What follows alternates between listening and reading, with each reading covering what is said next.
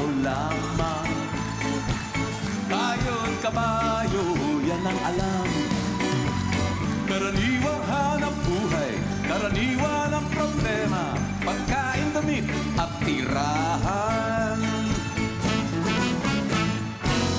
Di ko kabisado yung siyensya, ako'y nalilito sa maraming salita. Alam ko lang na itong planeta'y walang kapalit at dapat ingatan. Kapag nasira, sino ang kawawa? Karaniwang tao, saan ka tatakbo? Kapag nawasak, isang mundo. Karaniwang tao, anong magagawa upang matayan ang kalikasan?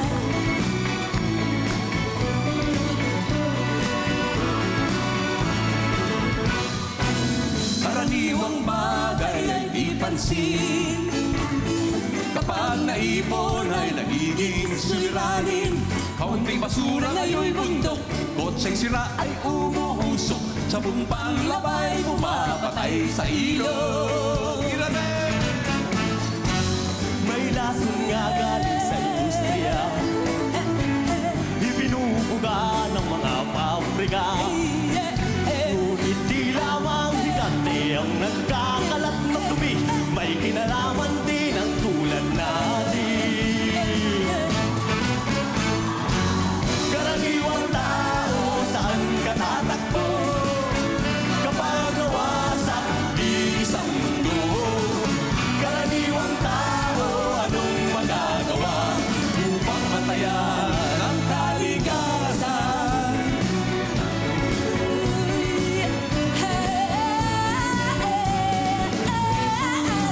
Karaniwang tao, saan ka tatakbo? Kapag nawasak, isang mundo.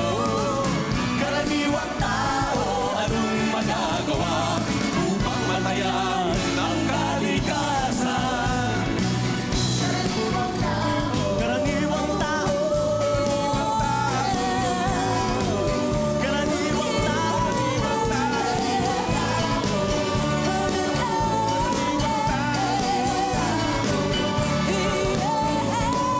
Karaniwang tao, saan ka tatakbo? Kapag nawasak, isang mundo. Karaniwang tao, anong magagawa upang matayan ang kalikasan? Yes! Ang ating pong narinig at napakinggan ay Karaniwang Tao na inareglo ni Miss Rhea Osorio. Palakpakan po natin muli si Renz! At syempre ang ating pong espesyal na panauhin, Bayang Barrios at Sir Joey Ayala. Maraming salamat po. Maraming salamat po. Oo nga po eh. Itatago ko po. Ayan. Sabi niya kulang daw eh. So, iyan, tatago natin. Thank you. Maraming salamat po. We'll see you later. Anyway, ngayon papakinggan natin ang komento ng ating mga coaches. Magsimula tayo kay Coach Apple. Hey, Renz, congratulations. Nakapag-jamming ka sa mga legend on stage because you deserve it.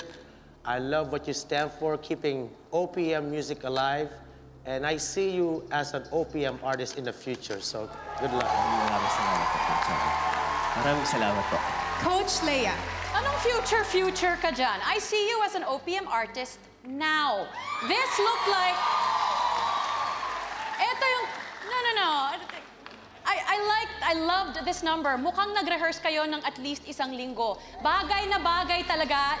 Kayong tatlong nagsasama dyan sa stage at mukhang napakadali, parang walang trabaho. Yun ang nagustuhan dito sa number na to. So, talagang gustong-gusto ko to. Congratulations sa'yo. Salamat po. Maraming salamat sa ating mga coaches. Samantala, mga kapamilya, kung kayo po ay nakikisa sa adhikay ni Renz na buhay ng OPM at gusto niyo siyang maging susunod na The Voice of the Philippines, itetext niyo lamang po ay voice space Renz. Dahil mamaya po ay bubuksan na natin ang voting lines.